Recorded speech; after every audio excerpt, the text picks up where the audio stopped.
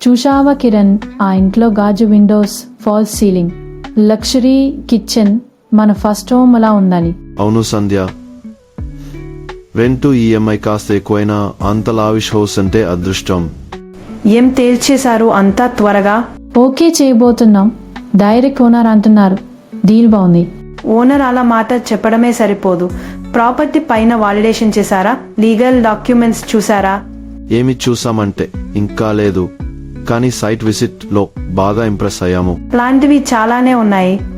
చూపేంత వరకు లగ్జరీ, తర్వాత డాక్యుమెంటేషన్ లో లూప్స్.